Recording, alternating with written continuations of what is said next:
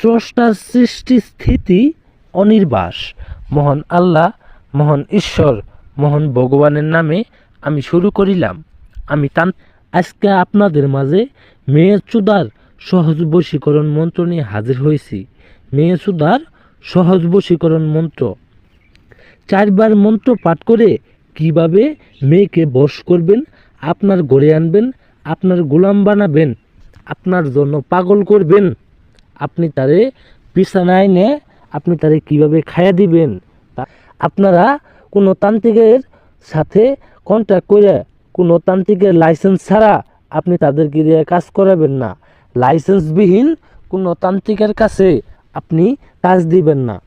অবশ্যই যে কোনো তান্ত্রিকের যদি কাজ দেন, যে কোনো তান্ত্রিক বা কবিরাজের কাছে যদি আপনি একটা কাজ করান, তার লাইসেন্স দেখবেন, তার ঠিকানা দেখবেন, নাম দেখবেন, তারপরে আপনি তারে দিয়ে কাজ করাবেন। আমি বেশি কথা বলবো না, কাজের নিয়মগুলা আর মন্ত্রটা আমি আপনাদের বইলে শোনাই দিব। আর মন্ত্রের বিধিগুলা মনোযোগ দিয়ে শুনবেন। আমি মন্ত্র বলার পরে বলে দিতেছি। এই যে দেখতে পাচ্ছেন মেয়ে চুদার সহজ বশীকরণ মন্ত্র। নম সিং সিং মা কালী মন মিলা অমুকির সাথে সাহা।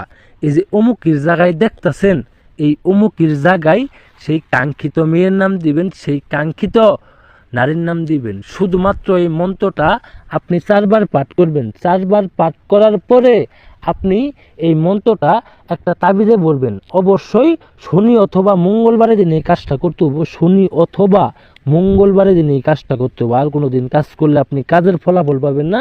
উল্টাপাল্টা কাজ করলে আপনার ক্ষতি হইতে পারে। উল্টাপাল্টা কাজ করলে আপনার উপরেই প্রয়োগ হইতে পারে। অবশ্যই বুঝে শুনে কাজ করবেন। যারা কাজ করবেন আপনি আমার সাথে কন্ট্যাক্ট করে আমার সাথে কথা বলে আমার কাছ থেকে অনুমতি নিয়ে সেরে তারপরে কাজ করবেন। তারপরে আপনি কাজ করলে কাজের ফলাফল পাবেন। শনি অথবা মঙ্গলবারের দিন এই মন্ত্রটি আমি যেরকমভাবে লিখছি সেরকমভাবে আগে লিখবেন।